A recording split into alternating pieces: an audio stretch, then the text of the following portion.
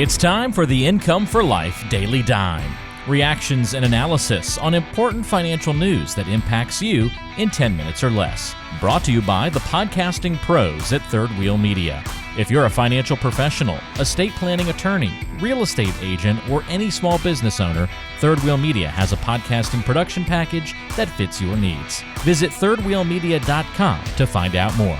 Now, here's today's Daily Dime. Welcome to the Income for Life Daily Dime, powered by our friends at Folds of Honor and Third Wheel Media, where Nick and I have a 10-minute discussion on a topic or a concern that is pressing in the retirement and financial planning landscape in 10 minutes or less. And Nick, we have an interesting one today, talking about the $3.1 trillion deficit that the U.S. government recorded over the last year. And so let's talk about that real quick here on our Daily Dime. Well, the deficit, it was not unexpected that we were going to run a deficit. We've been through a time period that was unprecedented with the pandemic. The government has had to spend exorbitant amounts of money to prop up the economy. That economy, not only domestically but globally, was shrunk because everybody was locked down, supply pipelines and all the manufacturing was down.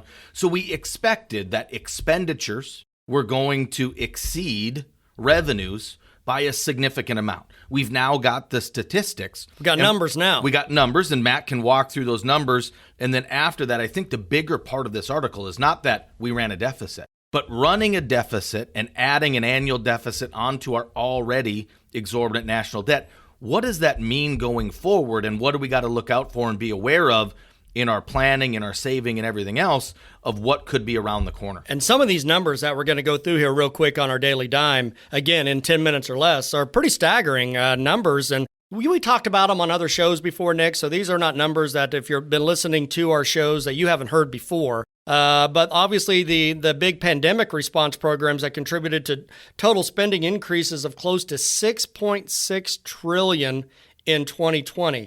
Up from $4.5 trillion the year before. So we have a lot more money that is being spent in this pandemic and now hopefully getting close to post-pandemic sort of numbers. So those numbers that everybody has been saying, well, man, for the government here, we're spending a lot of money. Correct. And a lot of people are saying, we're spending a lot of money that we don't have, or we're spending money that we don't have that we don't know how to pay back, things like that. People are starting to see these numbers now, and it's very concerning to a lot of people. It is, and when people were saying that, they're 100% correct. The government probably needed to do a lot of what they did to help support, get us out of that massive market went down 35+% and then bounced back in about 3 months. Now we're still at stock market highs. So in order to establish that and do what it did to recover out of that pandemic lows, they needed to flood the market with money. They needed to support their citizens.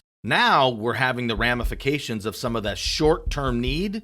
Long-term ramifications are around the corner, and this is what we want to talk about. And it's interesting because this past year, the federal government posted a deficit, as we just said, which a deficit is a loss. They posted a deficit of $3.1 trillion for 2020 on $3.4 trillion in revenue. But compare that to 2019. So again, $3.1 trillion loss on $3.4 trillion revenue, compared with a loss of $1 trillion in 2019 on $3.5 trillion in revenue. So that's a pretty scary thing that, we're spending a lot more. And now you look at overall the U.S. gross domestic product, which is another way of saying our national income, fell 2.3% to $21 trillion last year. So not only do we have a lot more debt, but the national income is falling a little bit as well. Correct. And all of those numbers were expected. We didn't know the specifics of it, but we knew there was going to be a contraction of revenue because of the lockdowns and the overall global structure with the pandemic. And we knew there was going to be an increase in expenditures. Heck, people were getting checks from the government, 2 or 3 of them. Tax-free. Tax-free. People were getting checks from the government, which didn't happen in our lifetimes before. So we knew there was going to be an increase in expenditures and a decrease in revenue. So that's going to cause a deficit. But what does that mean? How was it increased, and what does that mean going forward? There's going to be some things that have to change. Absolutely. And we're going to jump into some numbers here for both revenue and spending. because it's literally, money going out compared to money coming in, things like that. So let's do a really quick comparison between 2019 and 2020 on revenue. Let's start with revenue real quick. Individual income taxes, $1.6 trillion, which is down from $1.7 trillion in 2019. Social Security payroll taxes, $965 billion, which is up from $914 billion. And then Medicare payroll taxes, $292 billion, up from $278 billion. Again, this is revenue. And then Federal Reserve System earnings, $82 billion, up from $53 billion. The next one is customs duties, $69 billion, down from $71 billion. And then estate and gift taxes, $18 billion, up from $17 billion. So this is some examples of the revenue differences, of course, all across the country between 2019 and 2020. So a lot of them are up, some are down, some of them are pretty close. So what that really means is that the revenue or the money coming in has been pretty close to the same. There has been a contraction in it a little bit because of the pandemic, but the contraction wasn't as fierce as many expected. Unfortunately, the expenditures were significantly more. And that's why we're going to jump in here next is this spending. Again, this is from 2019 to 2020. So here's what happened with these key types of government spending. Social Security, $1.1 trillion, which is up from $1 trillion.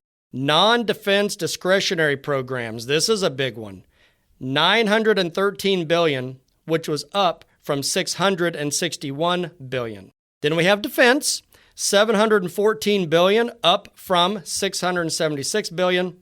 Medicare, $769 billion, again, up from $644 billion. And Medicaid, $458 billion, up from $409 billion. So I think the key thing on these spending, on the big type of federal government spending, is every one of them is up. Whereas on the revenue, there were some a little bit up, a little bit down, pretty close to the same.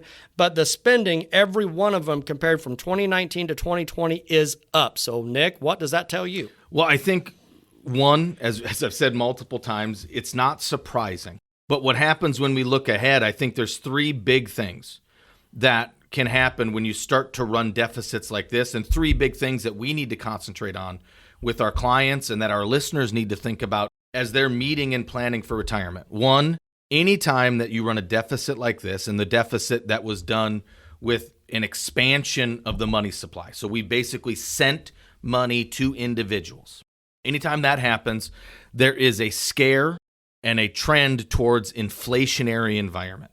So people start to think, is our money going to be worth less going forward than it is right now? And the Federal Reserve and the government are going to do everything they can to hold back inflation, but we need to make sure that our retirement plans are inflationary ready and hedge for that for the long term, because pressure for inflation is not going away.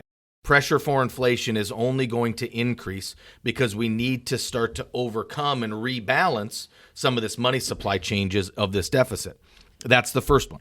The second one is anytime that you're running a deficit like this and there is inflationary pressure, there is also massive pressure on the stock market, the equity market, the financial markets, that any simple signal that could have doom in it, that could have any negative blemish towards it, is going to have increased focus, and they're going to have massive sell-offs in this thing.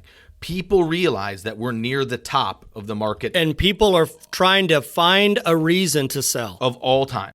So the markets are at all-time highs, which the government had to spend money to keep us there. We're at all-time highs, so they needed to. They needed to be wary of that. And the markets, the big industrial companies, are ready to sell at any time. And lastly, when you're running a deficit and you have massive debt that we got to look out for how the government's going to tax and change the tax code to start to recoup and recover some of these things. So your plan better be ready for not only increased market volatility, increased inflation, but increased taxes. And those are all three big deals in retirement planning. Absolutely. Very good information here on the Income for Life's Daily Dime. Again, powered by our friends at Folds of Honor and Third Wheel Media. A quick hit conversation in the financial and planning world in 10 minutes or less. And until next time, bye-bye for now. This has been the Income for Life Daily Dime. Reactions to and analysis of the important financial news of the day in 10 minutes or less. For help with your financial and retirement plan, call 888-228-8814 or visit incomeforlife.org. The Daily Dime is brought to you by the podcasting pros at Third Wheel Media. Do you need a turnkey solution to launching and maintaining your own podcast? We have packages for business professionals that provide you with content, editing, posting, social media, and all the steps in between. We can make the podcasting process simple and effective. Book a free consultation at thirdwheelmedia.com and mention you heard about us on the Daily Dime for access to an exclusive discount on our services. That's thirdwheelmedia.com.